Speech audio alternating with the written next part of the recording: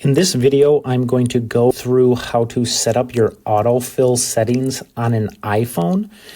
So that way, whenever you're filling out a snow log or really any of our forms, your phone should suggest your name, your phone number, or your email address. So that way you don't have to individually type it. For the example, I'll use a completed snow log as an example. So when I go to that form, and let's say I reset that form, you should have to type in your name. You should be able to just click your name, click your phone number, and then go through to the site code. And then also in this, if I would re-enter that, and I'll reset this one.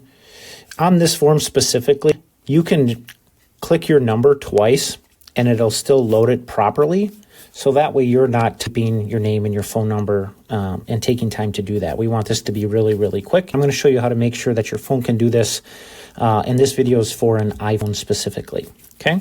So since our forms are online, you are going to do this through your online browser settings. And I'm going to show you a couple different important factors to this. So the first thing that you're going to want to do is go to phone settings.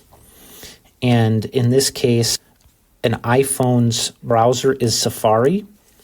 So I'm going to select Safari, and then I'm going to go to this general section where it says autofill. And this is where you want to make sure it's toggled on to use your contact info.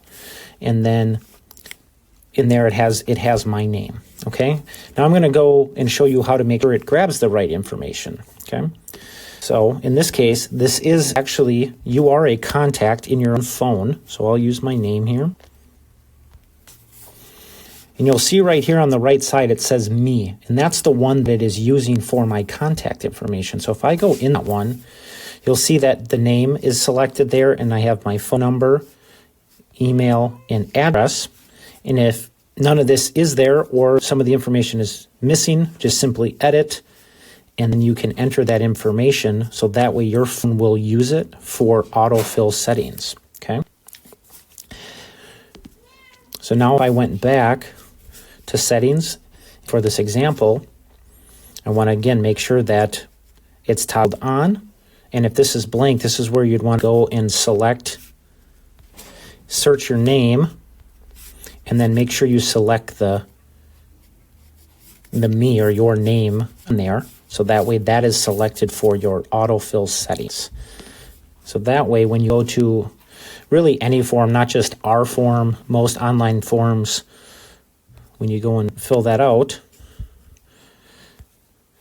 since this one here, if you hit continue, what all that means is that it's just going to keep whatever was logged in the form before, so it kind of saves a draft for you. That's what that means when that pops up on any of our forms specifically. If I reset it, then it'll clear out the form information. So that way I can now, like I said, this one here, you don't really need to type anything because it's already going to autofill a US phone number because that's the only phone numbers we accept. And then for this cell phone number, you can just click a box, click your number, make sure it's a 715 or a 60262, whatever your 3-digit area code is. Just make sure that's typed in your information so that way it enters in there correctly. And then that way you can just go ahead and type in your site code, quickly change the start time that you were at the site or whatever form you're in, and quickly fill out a form with auto-populated.